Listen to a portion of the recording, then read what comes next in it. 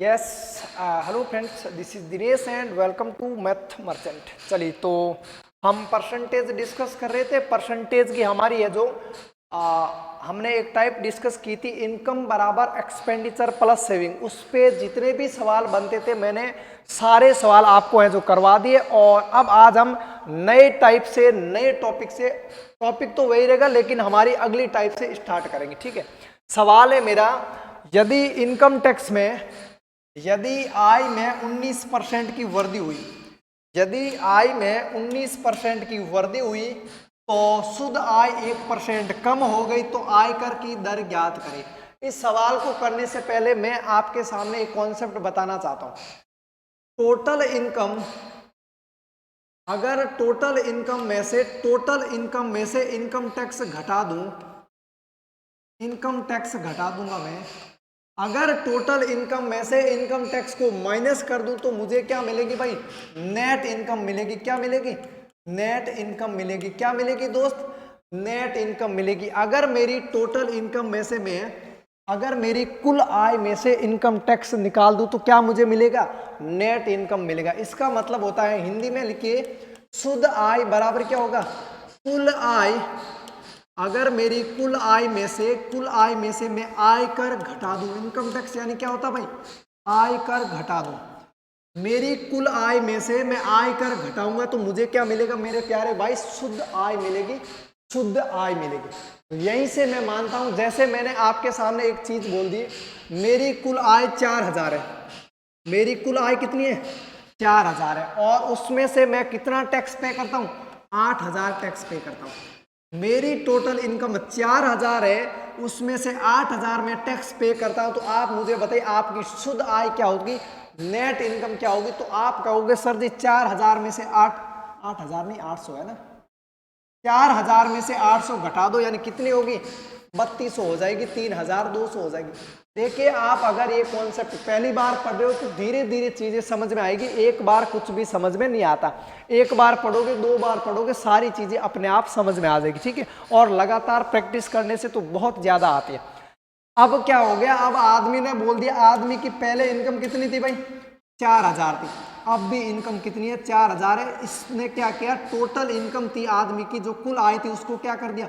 Fix कर दिया, यानी कि कांस्टेंट कर दिया कि आदमी अगर पहले 4000 रुपये कमा रहा था तो अब भी कितने कमा रहा? 4000 रुपये ही कमा रहा है। लेकिन सरकार ने कहा भैया, लेकिन सरकार ने कहा आपकी इनकम चाहे 4000 हो या फिर घटे इनकम या फिर बढ़े, हमें कोई फर्क नहीं पड़ता। आपको टैक्स अब 800 की जगह कितना पे करना पड़ेगा? 1100 रुपये पे करना पड़ेगा। सरकार ने बोल दिया, आप पहले 800 रुपये टैक्स दे रहे थे जब आपकी इनकम थी 4000, लेकिन अब भी आपकी इनकम 4000 है तो भी हम टैक्स कितना लेंगे भाई? टैक्स हम तो अब 1100 लेंगे। तो आदमी ने सोचा कोई बात नहीं, अगर देश के विकास की बात है तो हम 300 रुपये और देंगे, और तो क्या करेंगे भाई? हैं? तो आप मुझे बताओ अब क्या होगा? आप मुझे बताओ। हाँ, अब आदमी की इनकम तो 4000 है, जिसमें से टैक्स कितना पे करता है? 1100 रुपये टैक्स पे करता है। तो आदमी की टोटल आय, शुद्ध आय क्या हो जाएगी? 4000 माइनस 1100, यानी कि अब कितनी हो जाएगी भाई? 2900, यानी कि 2900 हो जाएगी। तो मेरे इस कॉन्सेप्ट को समझाने का सीधा सीधा मतलब यही है मेरे प्यारे भाई, कि आदमी की जितनी आय बढ़ेगी, जितनी इनकम टैक्स बढ़ेगा, यहाँ पे इनकम टैक्स कितना बढ़ रहा है? 300 बढ़ रहा है। जितना ही इनकम टैक्स बढ़ेगा उतनी ही नेट इनकम क्या होती जाएगी? शुद्ध आय कम होती जाएगी।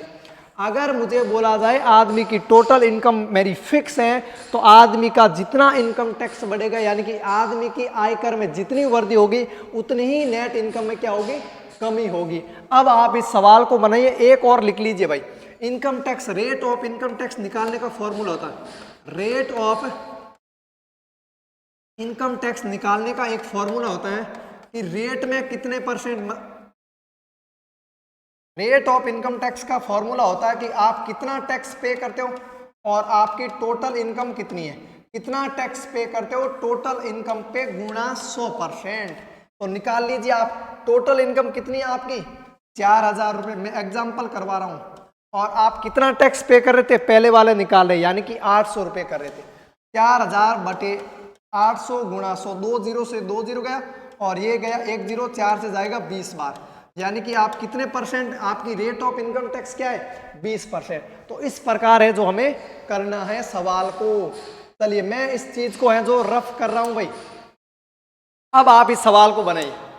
अब आप इस सवाल को बनाइए। मैंने सारा कॉन्सेप्ट आपको एकदम बिल्कुल बारीकी से समझा दिया। एक बार में समझ में ना आए तो दोबारा देख लीजिएगा, चीजें बहुत ज्यादा इंपॉर्टेंट है। यदि आयकर में 19% की वृद्धि हुई, यदि इनकम टैक्स में 19% की वृद्धि हुई, यदि इनकम टैक्स में 19% की वृद्धि हुई और शुद्ध आय यानी कि नेट इनकम क्या हुआ भाई 1% घट गई। यदि इनकम टैक्स में 19% की वृद्धि हुई और नेट इनकम 1% घट गई, तो यहां से आप इनकम टैक्स और नेट इनकम का रेशियो निकालो।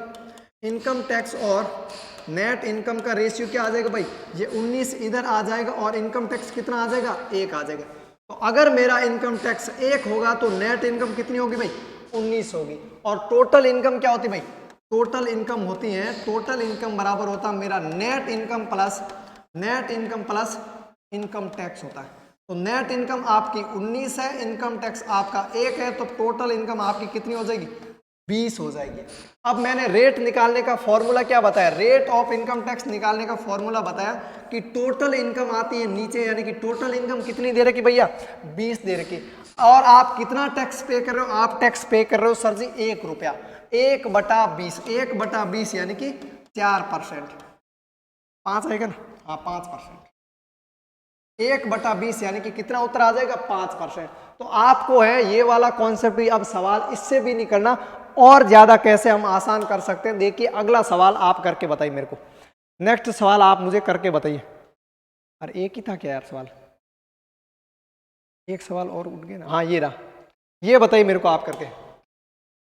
आयकर में 22% की वृद्धि हुई और उसके कारण शुद्ध आय 3% तक घट जाती है, तो आयकर की दर निकाले। तो आप डायरेक्ट निकालोगे, रेट बराबर क्या होता, यहाँ नीचे आता मेरा टोटल इनकम, यहाँ पे क्या आता भाई इनकम टैक्स आता, कितना टैक्स पे करते हो, तो ये कितना हो जाएगा 22 + 3 आप ऐड कर दो, 22 + 3 और शुद्ध आय जो आती है इसके मल्टीपल में, अरे ये पता है ना आयकर के मल्टीपल में आती है वो मेरी शुद्ध आय बन जाती है, और शुद्ध आय के मल्टीपल में आती है वो मेरा क्या बन जाता टैक्स पे था। यानी कि आप 3 रुपये टैक्स दे रहे हो, टोटल इनकम 22 और 3 25 पे गुणा 100%, तो ये 25 से जाएगा 4 बार 4 × 3 यानी कितना आ जाएगा 12% आ जाएगा। डायरेक्ट इस सवाल का उत्तर 12% आ जाएगा, जो कि मेरा ऑप्शन नंबर 1 के अंदर दे रखा है। अगला सवाल बताइए भाई, ये वाला सवाल है ना, ये भी पेपर में बहुत ज्यादा पूछे जाने वाला सवाल है। चलो, ताजे फलों में 68% पानी है, ताजे फलों में 68% पानी है, ताजे फलों में 68% पानी है और सूखे फलों में 20% पानी है। तो 100 किलोग्राम ताजे फल से कितने किलोग्राम सूखे फल प्राप्त किए जाते हैं। इस सवाल को समझने से पहले मैं आपके सामने एक कॉन्सेप्ट लिख रहा हूं। आप मार्केट से कोई भी चीज लेके आओ, मान लो आप हैं जो तरबूज लेके आए, ठीक है भाई तरबूज लेके आए, तो आप जब मार्केट से तरबूज लेके आओगे तो तरबूज में क्या होगा वाटर की कंटेंट ज्यादा होगा, वाटर की मात्रा ज्यादा होगी। भाई आप लेके आओ मार्केट से कुछ भी चीज लेके आओ, मैं वाटर लेमन की बात कर रहा हूँ यानी कि फलों की बात कर रहा हूँ, तो उसमें क्या होगा एक बार वाटर की मात्रा ज्यादा होगी। जैसे ही आप उसको लाके 4-5 दिन रख दो तो उसमें अपने आप वाटर क्या हो जाएगा कम हो जाएगा।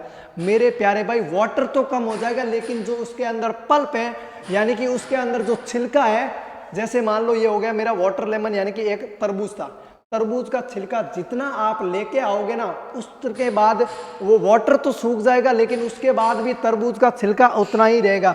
यानी कि जो खाने वाली चीज है, जो पल्प है वो मेरा क्या रहेगा मेरे भाई कांस्टेंट रहेगा। क्या रहेगा कांस्टेंट रहेगा, पल्प में कोई चेंज नहीं होता। जो खाने वाली चीज थी, जो उसका छिलका था, वो ताजे फलों में जितना छिलका होगा सूखे फलों में छिलका उतना ही रहेगा।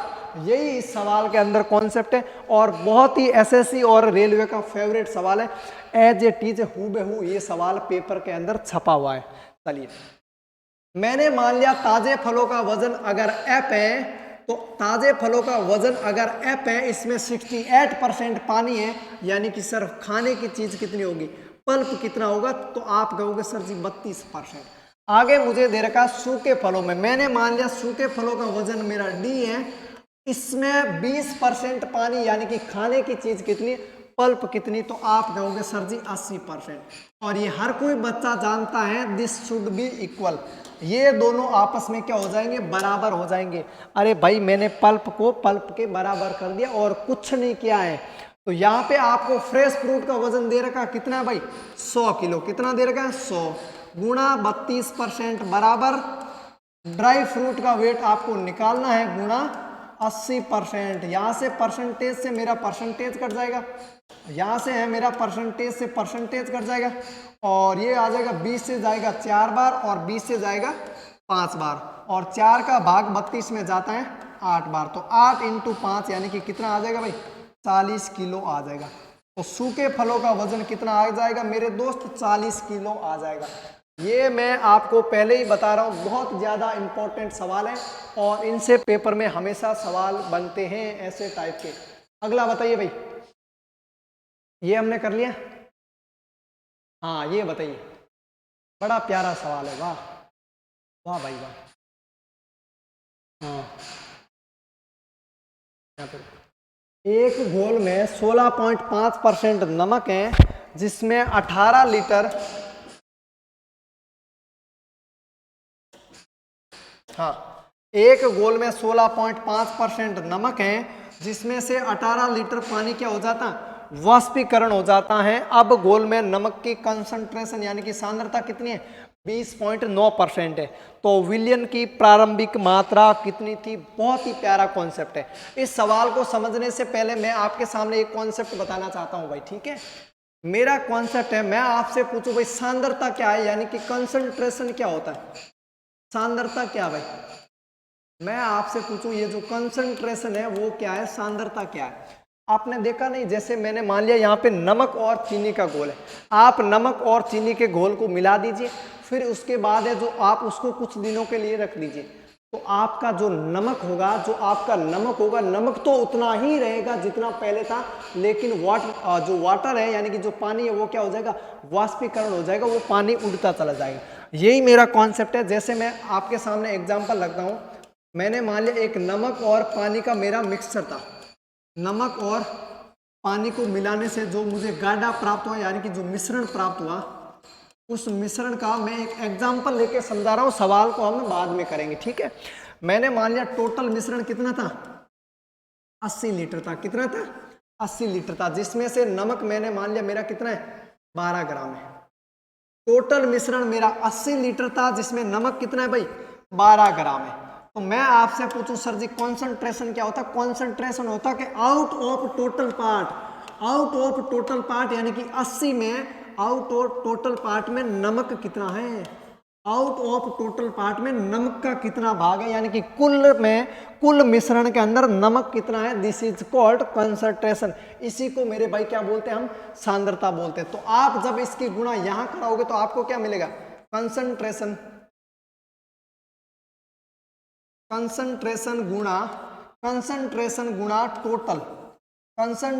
गुणा टोटल बराबर आपका क्या बन जाएगा, बराबर आपका मिश्रण बन जाएगा, ये नमक बन जाएगा क्या भाई, साल्ट बनेगा कि नहीं बनेगा, बिल्कुल बनेगा। तो इसी फॉर्मूले के ऊपर हम काम करने वाले हैं। ये चीज कैसे बनी मैंने आपके सामने प्रूव करके बता दी है। चलिए तो अब आप मुझे इस सवाल को सॉल्व करके बताइए, बहुत ही प्यारा सवाल है। मैं इसी चीज को काम में लूंगा। अब एक बार आपने देख लिया तो मैं इसको रफ कर रहा हूं, अब वापस से लिख रहा हूं भाई है। साल्ट बराबर क्या होगा भाई, साल्ट बराबर होता टोटल यानी कि कुल गुणा कंसंट्रेशन,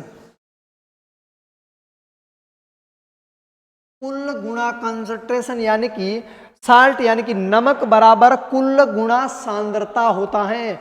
सवाल में बोला गया है एक घोल में, पहले सवाल को शुरू करने से पहले मैं आपके सामने एक चीज बोलना चाहता हूं। मैंने नमक और पानी को मिलाया और उसको क्या कर दिया, उसको बाहर धूप के अंदर रख दिया। धीरे धीरे पानी मेरा उड़ जाएगा, लेकिन नमक जितना पहले था अब भी नमक क्या रहेगा मेरे प्यारे भाई, उतना ही रहेगा। जितना नमक पहले था, नमक की मात्रा अब भी उतना ही रहेगा। नमक बढ़ेगा लेकिन नमक कभी घटेगा नहीं। नमक जितना पहले था, अगर आप 1 किलो नमक रख रहे थे तो अब भी कितना 1 किलो ही है, लेकिन पानी मेरा क्या हो जाएगा, वाष्पीकरण हो जाएगा, वाष्पीकरण। तो ये चीज मैंने आपको नहीं बताई। ए गुणा बी कांस्टेंट रूल मैंने आपको बता रखा मेरे भाई। ए गुणा बी कांस्टेंट रूल क्या होता, यदि जो ए का रेशियो होगा वो बी के रेशियो को क्या हो जाता है, रिवर्स हो जाता, इनवर्स हो जाता।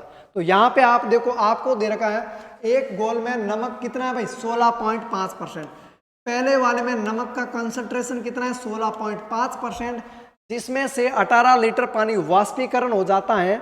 अब गोल में नमक की सांद्रता कितनी है, अब नमक की सांद्रता है 20.9%।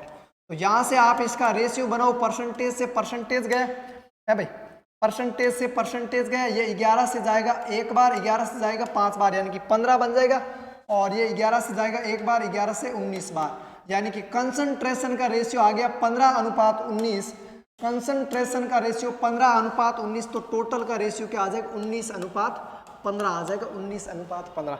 यानी कि अगर मेरा टोटल सॉल्यूशन पहले 19 था तो अब कितना है भाई, 15 रह गए। तो कितना घटा, 4 घटा। कितना घटा भाई, 4 रेशियो घटा। लेकिन सवाल में कितना बोला भाई, सवाल में जिसकी वैल्यू दे रखी 18 लीटर कम हो जाता है।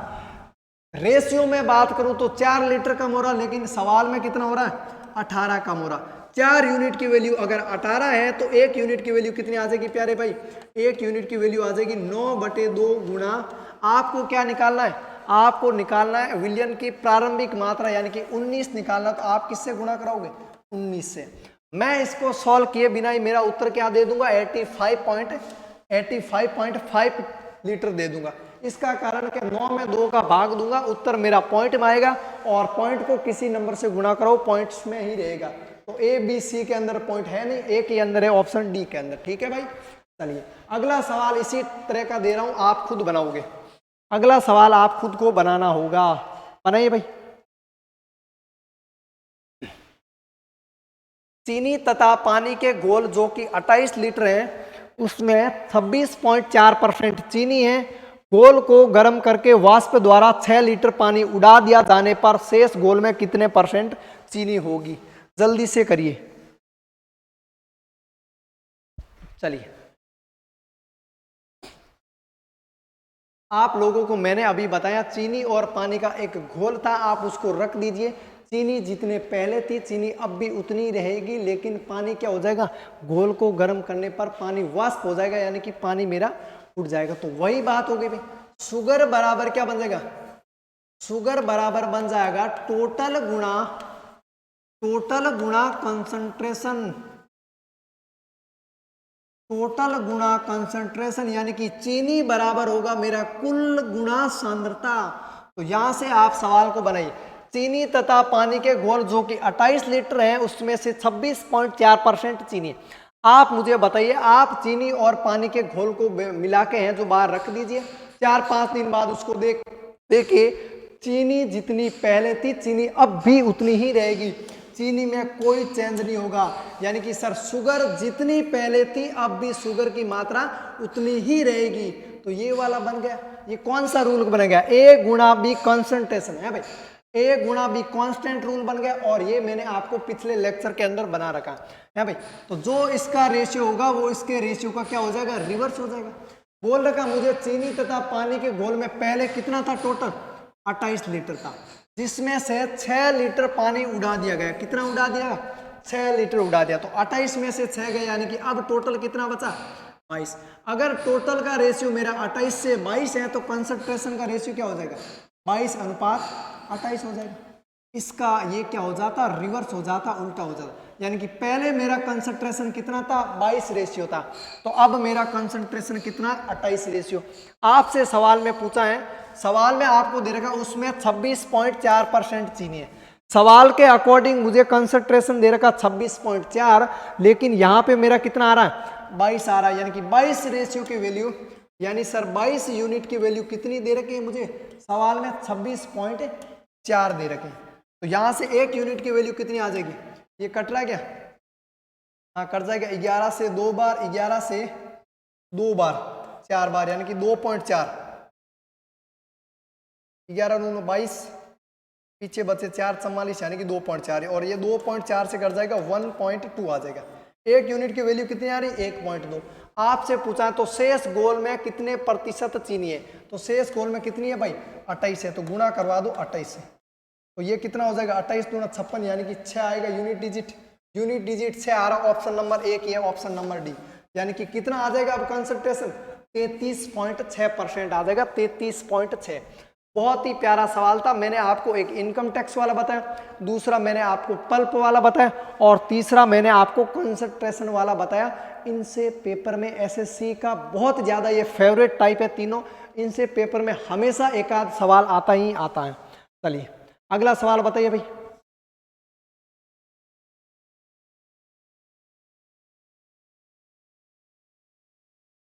हाँ, एक निश्चित गांव में वयस्क आबादी में 42% पुरुष और 24% महिलाएं शादीशुदा।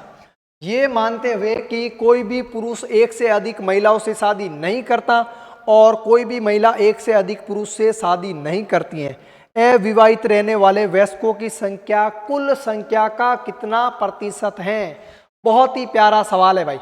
इस सवाल को करवाने से पहले मैं आपके सामने एक चीज बताना चाहता हूँ, ठीक है भाई। मैंने मान लिया एक गांव में निश्चित वयस्क आबादी में 42% पुरुष है। मैंने मान लिया टोटल मेल कितने, टोटल मेल में m मान रहा हूं, और टोटल फीमेल मैंने क्या मान ली गांव के अंदर, ये मैंने मान ली कुल मेल गांव के अंदर। आप इसको ऐसे कीजिए,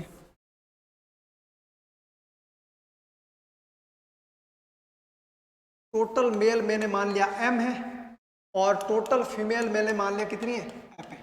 एक गांव के अंदर कुल पुरुषों की संख्या मैंने m मान ली और टोटल महिलाओं की संख्या कितनी मान ली, f मान ली।